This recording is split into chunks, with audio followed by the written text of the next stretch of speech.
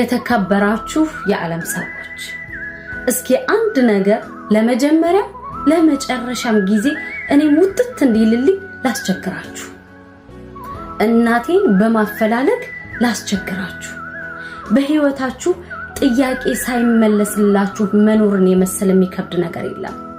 እናቴ ወይ ትሙት ወይ ትኑር ሳላውቅ ይኸው ከ30 ስንት ዓመት በላይ ከ34 ዓመት በላይ ይኸው ሳታገኘኝ እዚህ እድሜ ላይ ደርሻለሁ።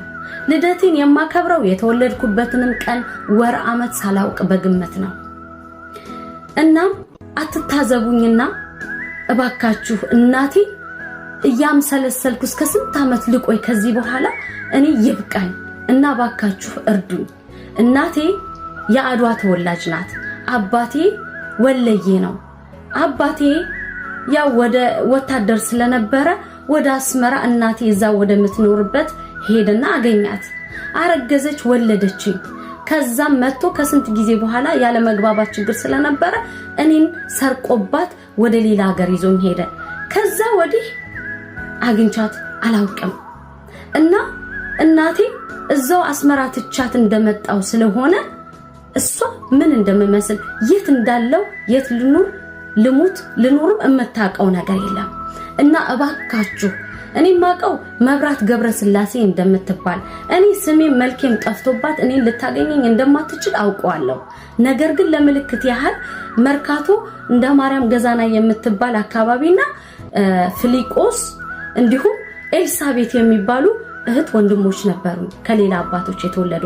ሁለተኛ ደግሞ የምትፈልጉልኝ ሐረር ጉርሱም ከተማ የሚባል ታላቅ ወንድሜ ታገል ፍቅረ ማርያም የሚባል አባቴ እንዳለ አባቴ ይነግረኝ ነበረ ታላቅ ወንድም እንዳለኝና እሱንም ሳያገኘው እኔም ሳላገኘው ይኸው ለዘመናት ተለያይተናል።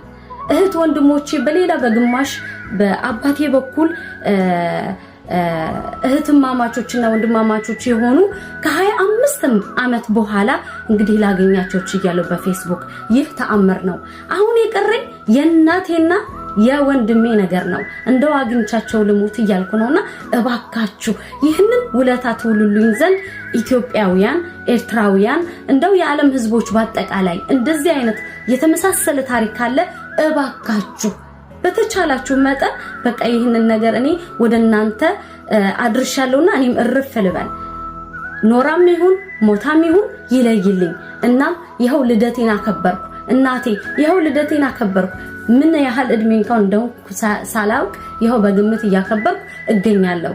እናቴ ናፍቀሽኛል። በጣም ለብዙ አመታት ጎዶሎነት ተሰምቶኛል። አባቴ ሞቷል። ስለዚህ አባቴንም ሳልቀብር ሞተ እንደተባለ ብቻ ሰምቼ በዛው ቀረው። ስለዚህ አባትን ሞቶ አለመቅበር፣ እናት ትኑር አትኑር አለማወቅ በጣም ከባድ ነውና እባካችሁ አሳርፉኝ እላለሁ። እኔ ጽጌረዳ ፍቅረ ማርያም እባላለሁ። ነገር ግን እናቴ ሌላ ስም ትጠራኝ እንደነበር አስታውሳለሁ። ለማንኛውም ይህ መረጃ የሆናችሁ ዘንድ አስባለሁና እባካችሁ አፈላልጉልኝ። ይህንን ቪዲዮ ሼር አድርጋችሁ ለብዙዎች አዳርሱልኝ። እኔ ብዙዎች ላይ ፊቴም እንዲታወቅ ብዙ ሰው እንዲላይ ባልፈልግም ይህ ደግሞ ግድ ሆነብኝ። ህሊና እየወቀሰ አስጨነቀኝ እና አሳርፉኝ። አመሰግናለሁ።